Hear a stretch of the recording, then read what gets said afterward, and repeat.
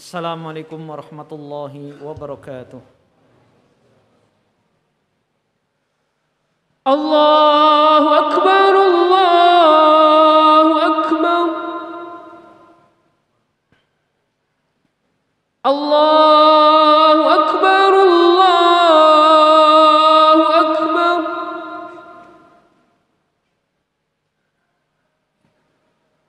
Asyhadu an la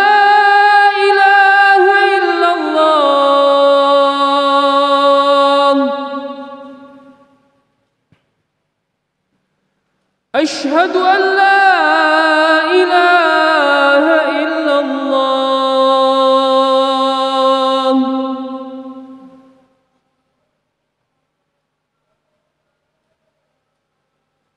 أشهد أن محمدًا رسول الله.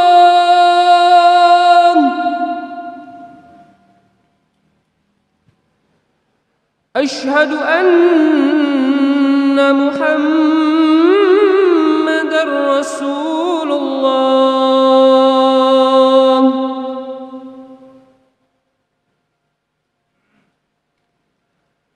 حي على الصلاة.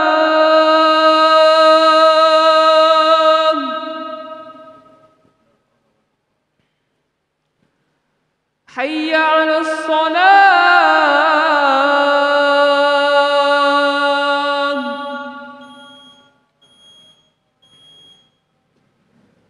حي على الفلاح.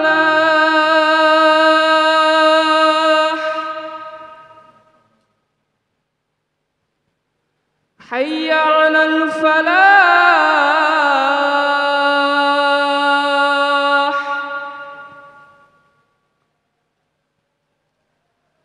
الله أكبر، الله أكبر. لا إله إلا الله.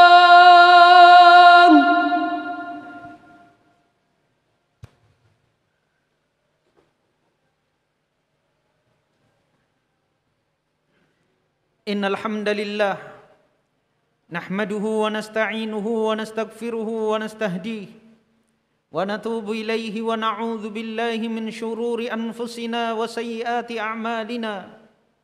من يهده الله فلا مضل له ومن يضلل فلا هادي له. وأشهد أن لا إله إلا الله وحده لا شريك له. وأشهد أن محمدًا عبده ورسوله.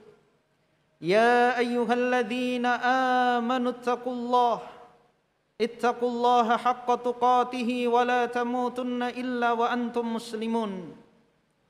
يا أيها الناس اتقوا ربكم الذي خلقكم من نفس واحدة وخلق منها زوجها وبث منهما رجالا كثيرا ونساء. واتقوا الله الذي تساءلون به والأرحام إن الله كان عليكم رقيبا. يا أيها الذين آمنوا اتقوا الله وقولوا قولا سديدا يصلح لكم أعمالكم ويغفر لكم ذنوبكم ومن يطع الله ورسوله فقد فاز فوزا عظيما. أما بعد فإن أصدق الحديث كتاب الله وخير الهدي هدي محمد صلى الله عليه وسلم وشر الأمور محدثاتها وكل محدثة بدعة وكل بدعة ضلالة وكل ضلالة في النار. Ma'asyiral muslimin rahimani wa rahimakumullah. Marilah senantiasa kita meningkatkan iman, takwa serta syukur kita kepada Allah Subhanahu wa taala. Salawat dan salam kita haturkan kepada junjungan kita baginda Nabi Muhammad sallallahu alaihi wasallam, kepada keluarganya, sahabat-sahabatnya dan seluruh pengikutnya hingga hari kiamat.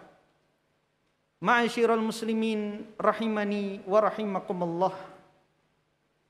Keberkahan dan kebahagiaan hidup kita di dunia bergantung sejauh mana kita mampu berbakti kepada kedua orang tua kita.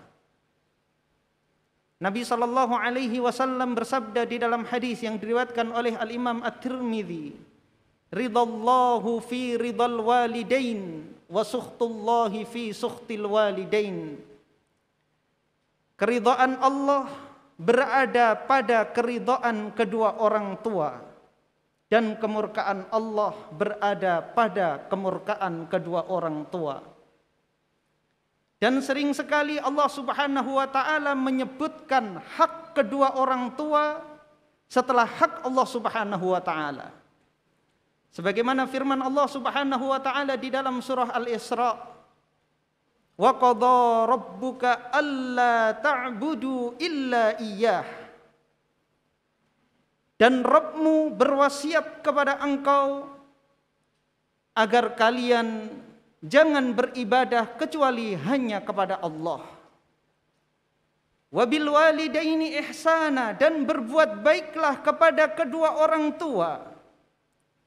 Imma yablughanna 'indakal kibara ahaduhuma aw kilahuma fala taqul lahumā uff wala tanharhuma wa qul lahumā qawlan karīmā. Apabila salah seorang atau kedua-duanya dari orang tuamu mencapai lanjut usia, maka janganlah kalian mengucapkan di hadapan keduanya, dan janganlah engkau menghardiknya. Ucapkanlah kepada keduanya dengan ucapan yang mulia. Dalam ayat ini Allah Subhanahu wa taala menyebutkan usia tua, karena kedua orang tua ketika lanjut usia, tantangannya bagi anak untuk berbakti lebih besar dan lebih berat dibandingkan ketika kedua orang tua masih berusia muda. Dan kedua orang tua ketika lanjut usia lebih butuh pada bakti anak-anaknya, karena badannya mulai lemah, akalnya mungkin mulai pikun, maka jelas ini lebih berat bagi anak untuk melakukan bakti kepada kedua orang tua. Maka seorang anak yang tidak bisa berbakti kepada kedua orang tuanya di saat kedua orang tuanya masih usia muda, maka akan lebih berat baginya untuk berbakti ketika kedua orang tuanya lanjut usia. Kemudian Allah Subhanahu wa taala melarang kita untuk mengucapkan ucapan kepada kedua orang tua. Ucapan adalah ucapan yang ringan apabila kita ucapkan kepada orang lain, namun itu bisa menyinggung. Ketika kita tidak setuju dengan ucapan seseorang kemudian kita mengucapkan maka orang tersebut bisa tersinggung. Apabila ucapan ini kita ucapkan kepada kedua orang tua kita meskipun dia sudah pikun, ucapannya mungkin tidak bermakna, maka dosa besar apabila ucapan ini kita ucapkan kepada kedua orang tua kita. Wabil walidaini ihsana, berbuat baiklah kalian kepada kedua orang tua. Maka segala bentuk kebaikan, baik itu perbuatan maupun ucapan yang kita diperintahkan untuk melakukannya kepada sesama manusia, maka yang paling wajib kita lakukan adalah kepada kedua orang tua kita. Begitu juga segala perbuatan buruk dan ucapan buruk yang kita dilarang untuk melakukan kepada orang lain, maka yang paling wajib harus kita jauhkan perbuatan dan ucapan tersebut dari kedua orang tua kita. Di dalam hadis yang diriwayatkan oleh Al-Imam An-Nasa'i, ada seorang laki-laki mendatangi Nabi sallallahu alaihi wasallam dan mengatakan, "Aku membaiatmu untuk hijrah." Namun aku tinggalkan kedua orang tuaku dalam keadaan menangis, bersedih ditinggal anaknya hijrah untuk tinggal bersama Nabi sallallahu alaihi wasallam di Madinah. Maka apa kata Nabi sallallahu alaihi wasallam pada laki-laki ini? Irji' ilaihima fa'adhikhuma kama abkaitahuma. Kembalilah engkau kepada keduanya. Jadikan keduanya tertawa sebagaimana engkau telah membuat keduanya menangis.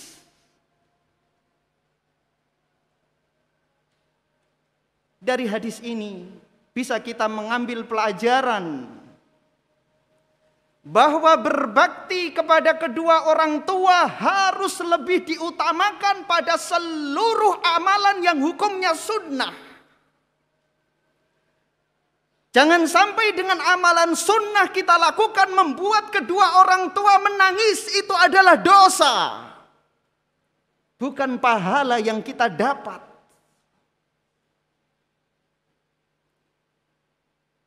Ini pada amalan-amalan yang sunnah. Maka mari tengok pada diri kita. Betapa sering kita membuat kedua orang tua kita bersedih. Karena ego kita hanya untuk kesenangan dunia. Kita membuat kedua orang tua kita menangis untuk memuaskan hawa nafsu kita.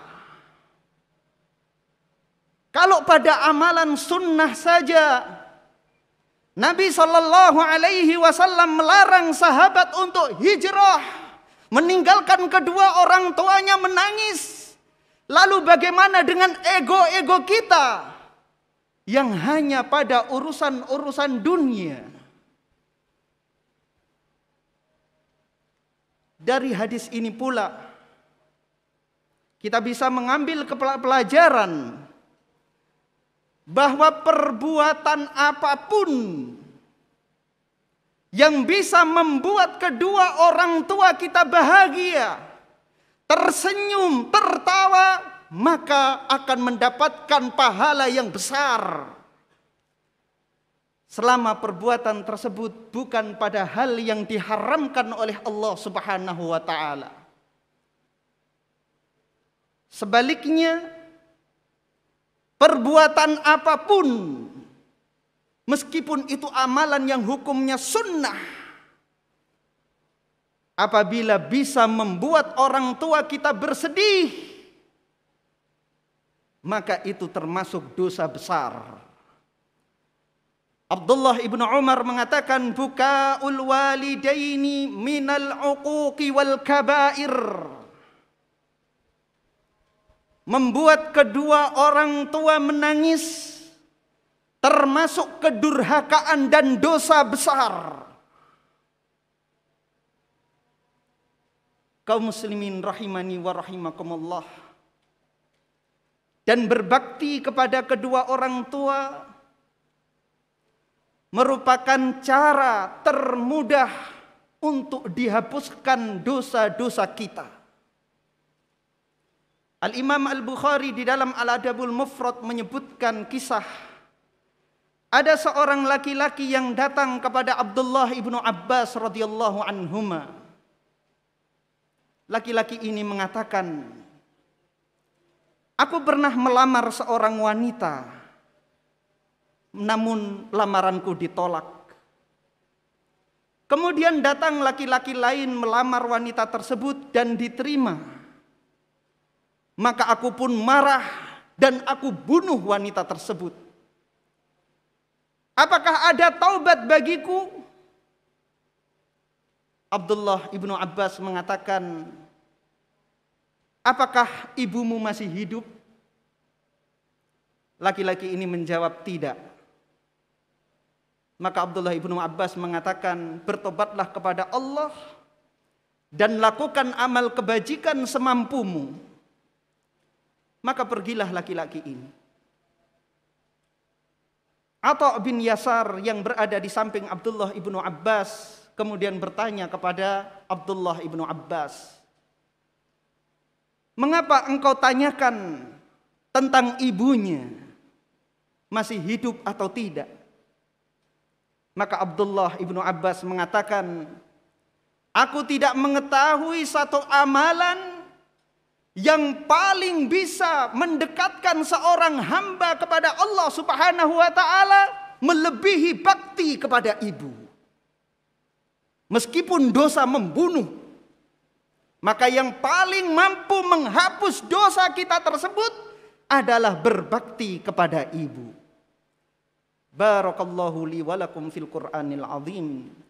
Wa nafa'ani wa iyyakum bima fihi minal ayati wa dzikril hakim. Aqulu qawli hadza wa astaghfirullaha li wa lakum wa lisairil muslimina min kulli dzamb fastaghfiruhu innahu huwal ghafurur rahim.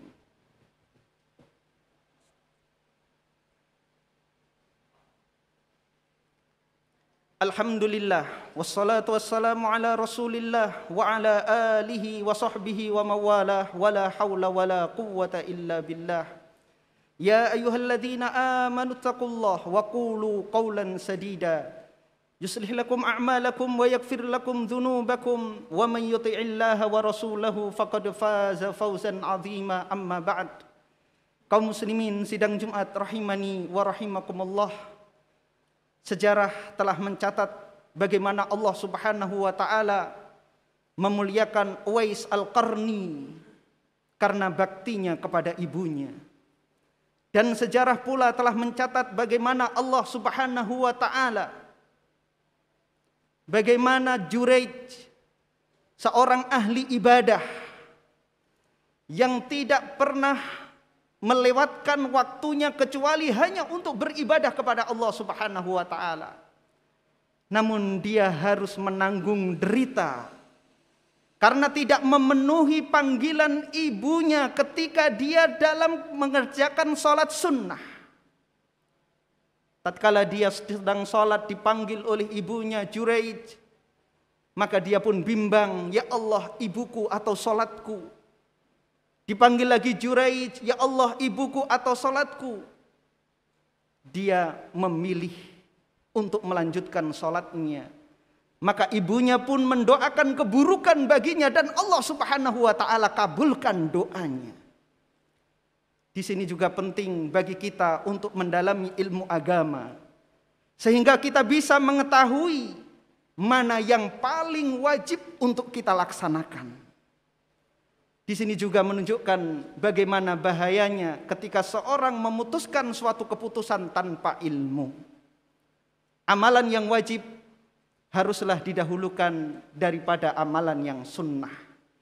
Mudah-mudahan Allah Subhanahu wa taala memberikan taufik kepada kita agar kita mampu berbakti kepada orang tua kita dan kita dijauhkan dari perbuatan buruk, dari durhaka kepada kedua orang tua kita. Dan apabila kita pernah menyakiti kedua orang tua kita, kita memohon kepada Allah Subhanahu wa taala agar kedua orang tua kita ridho terhadap kita, memaafkan kesalahan-kesalahan kita. Innallaha wa malaikatahu yusholluna 'alan nabi ya ayyuhalladzina amanu shallu 'alaihi wa sallimu taslima. Allahumma salli wa sallim wa barik wa an'im ala nabiyyina wa habibina wa syafi'ina Muhammad ibn Abdillah wa ala alihi wa ashabihi wa man tabi'ahum bi ihsanin ila yaumiddin. Wardallahumma 'anil khulafa'ir rasyidin al-a'immatil mahdiyyin Abi Bakrin wa Umar wa Uthman wa Ali wa an sa'iris sahabati ajma'in wa anna ma'ahum bi rahmatika ya arhamar rahimin. Allahumma ighfir lil muslimina wal muslimat wal mu'minina wal mu'minat al ahya'i minhum wal amwat innaka sami'un qaribun mujibu da'wat ya qadiyal hajat. Allahumma ahsin 'aqibatana fil umuri kulliha wa ajirna min khizyid dunya wa 'adzabil akhirah. Rabbana atina fid dunya hasanah wa fil akhirati hasanah wa qina 'adzaban nar. Aqimissalah.